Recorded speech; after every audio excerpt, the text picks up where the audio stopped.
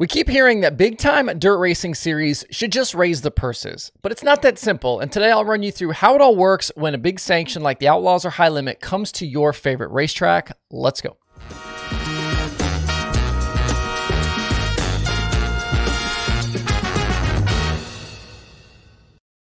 It's Monday, December 18th. I'm Justin Fiedler. This is DIRTRACKR Daily. If you're watching this and there has been some sort of big dirt racing news that dropped over the weekend that I'm not touching on today, it's because this show was recorded a few days ago. Whatever it was, or if there was nothing, we'll talk about it on the Tuesday Daily on tomorrow. So stay tuned for that. On this daily show, I wanted to go inside a track deal for a big sanctioned series race. Think about a big World of Outlaws show, High Limit, Lucas, name your favorite big time series and what that looks like when they come to your favorite track. What do the tracks need to pay? Who shares what revenue? And just generally how it all works. Over the last several years, as we've been bombarded with nonstop commentary about how drivers and teams need to make more money and things like revenue sharing when it comes to streaming, we keep being told the purses just need to go up. The common line is that these races pay the same that they did 20 or 30 years ago. It's not quite true, but hey, never let the truth get in the way of a good story. Yes, a lot of races have been still 10,000 to win, but there are a lot that aren't just 10,000 to win, and there's more money available down through the field. If you want to see a great year-by-year breakdown of sprint car money, for example, sprintcarratings.com has a great page for that shows purse money paid from 2015 through 2023. While the number of races has remained fairly similar across sprint car racing, the payouts have gone up substantially. Are the increases enough? I have absolutely no idea. But I do know that more teams, the more money that teams make, the more they're going to spend. Race teams at any level are their own worst enemy when it comes to spending money to go faster than the next guy. But as we talk about purse increases, which are set for, the World of Outlaws sprint cars in 2024, Lucas late models have seen some increases. Obviously, High Limit has pushed the boundaries. I think there's a large portion of the fan base and even some in the industry who don't quite understand where that money comes from. The series don't pay race purses. The racetracks do. Let me say that one more time. Tracks pay purses, series do not. So when fans complain about, the Outlaws need to raise the purses, it's not that simple. Brian Carter can't necessarily just wave his hand and have purses go up. Any extra dollar added to a race payout has to come out of the money a track makes on an event like that. So here we go. We're going to use the Outlaws here a lot because these are the numbers I have available. I spoke to a friend for this episode to get a bunch of information, and while I won't reveal who they are, they've seen the sport from all sides, including promoting races, and they know well the going rate for big-time sanction events in 2024. There are basically three models that are available if you want to hold a series race. You can have a straight sanction, a joint venture, or a track rental. On a straight sanction, the series gets their sanction fee, which the track pays along with the night's purse to that series. For the Outlaws, that also means a couple $1,000s in insurance. A standard Outlaw purse, $10,000 to win, $1,000 to start, was $55,800 total in 2023. If you add to that a $25,000 sanction fee, insurance, and a few other odds and ends, you're pretty close to 85 or 90 grand for a night of World of Outlaws sprint car racing at your track.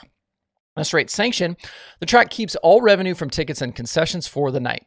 So between concessions, pit passes, grandstands, a track needs to cover that 90 grand plus any other nightly expenses like their own marketing to try to get people to buy tickets, staffing, and then they get to keep whatever is left after all of that. While there are still a few of these types of events around the sport, they're becoming fewer and further between. The most likely model is the second one I'm going to talk about, which is a joint venture. This is where the track and series split the night. It obviously takes some risk away from the racetracks, but they also can't benefit as much because they need to split ticketing profits with the series. This is good though, because it means both sides have some skin in the game and incentive to make it as good as possible. Under most circumstances, the concession stand revenue stays with the racetrack and is not part of that 50-50 split. And a lot of these JV nights, that's an important part of the track's money-making ability. But any expenses for the night, like marketing for example, get split between the two sides, and you hope that you sell enough tickets to cover everything and have a profit to share at the end of the race. As the World of Outlaws Sprint Car Series has grown and WRG has become more knowledgeable and better staffed, JVs have become a very important part of their model. I was told that any new tracks that get added to the schedule at this point must be at least a JV. And there are some benefits there for the racetrack, like WRG's ability to sell tickets through their common platform. They've got expertise and knowledge with marketing and promotion, and they've created significant infrastructure over the years when it comes to promoting events. That's a key benefit for getting involved with them. The third option is a track rental. In this case, there's very little risk for the racetrack. They get a fee for the rental, they help out with staffing, but they usually get to keep concession stand profits. Usually a solid payout will be on the cards for the track with very little downside. But anything that comes through the front gate and ticketing revenue goes straight to the series. So if it's big night, packed grandstands, the racetrack doesn't get to share in any of those profits. There's obviously much less risk, but also the potential for much less reward.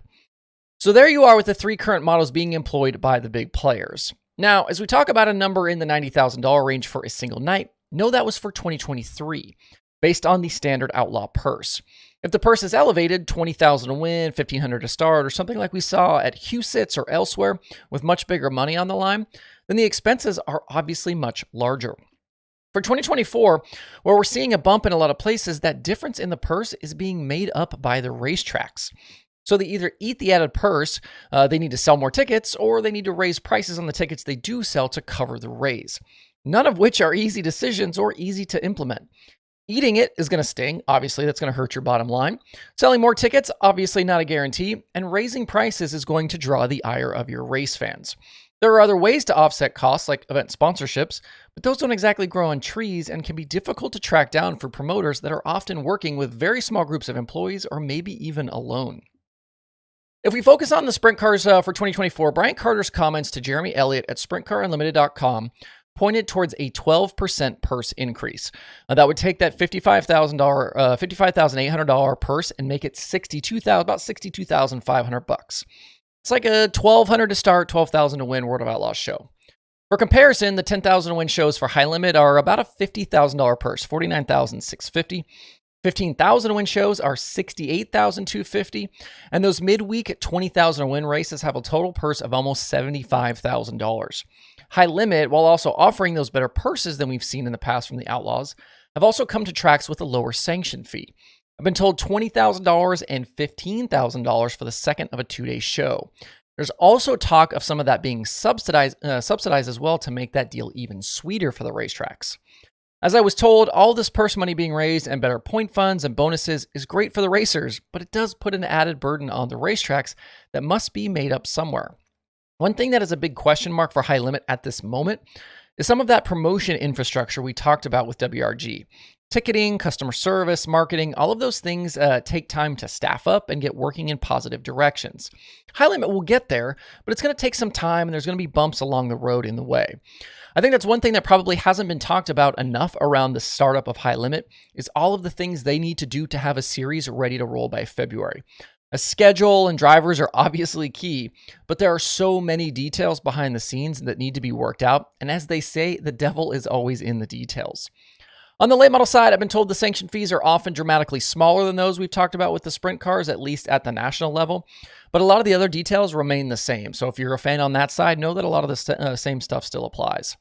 I wanted to talk through all of this though, so at least my audience has a better and more educated view of how the system works and what is taking place on a nightly basis.